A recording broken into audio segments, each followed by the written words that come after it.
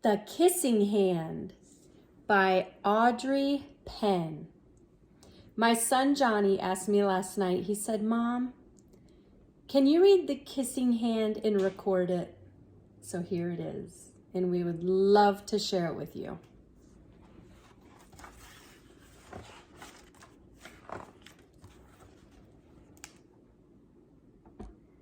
Chester Raccoon stood at the edge of the forest and cried. "I don't want to go to school," he told his mother. "I want to stay home with you. I want to play with my friends and play with my toys and read my books and swing on my swing. Please, may I stay home with you?"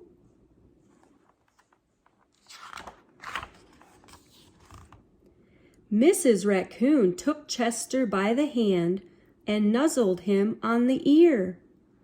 "Sometimes we all have to do things we don't want to do," she told him gently, "even if they seem strange and scary at first. But you will love school once you start."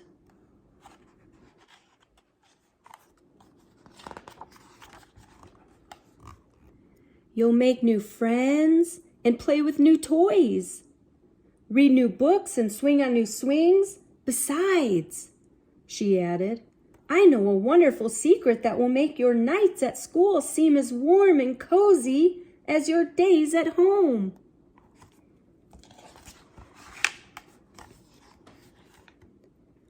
Chester wiped away his tears and looked interested. "A secret? What kind of secret?" "A very old secret," said Mrs. Raccoon. "I learned it from my mother, and she learned it from hers. It's called the Kissing Hand." "The Kissing Hand?" asked Chester. "What's that?"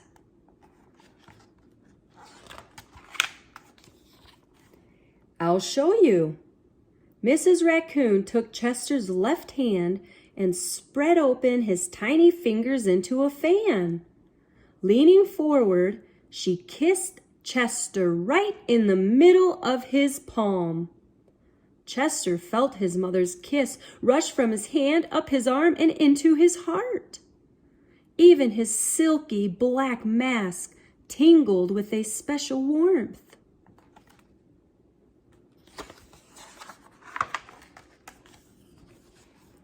Mrs. Raccoon smiled.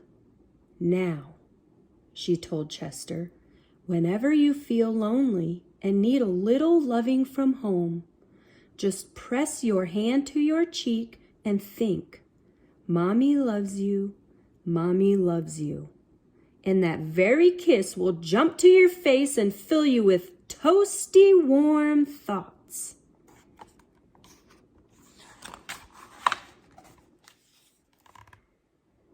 She took Chester's hand and carefully wrapped his fingers around the kiss. "Now, do be careful not to lose it," she teased him. "But don't worry, when you open your hand and wash your food, I promise the kiss will stick."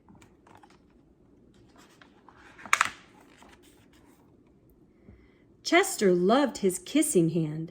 Now he knew his mother's love would go with him wherever he went, even to school.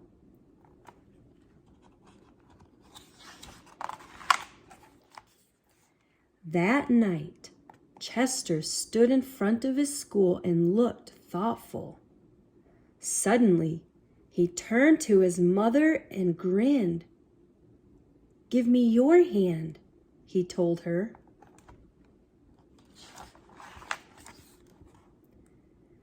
Chester took his mother's hand in his own and unfolded her large, familiar fingers into a fan. Next, he leaned forward and kissed the center of her hand. "Now you have a kissing hand too," he told her, and with a gentle "goodbye" and "I love you," Chester turned and danced away.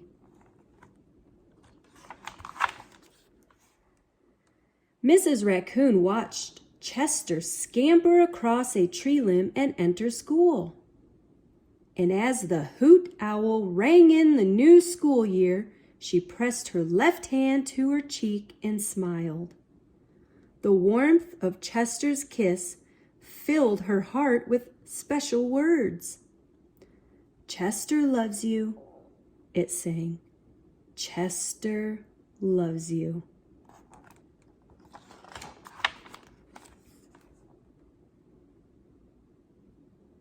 What kind of animals do you see in that picture? Can you name some?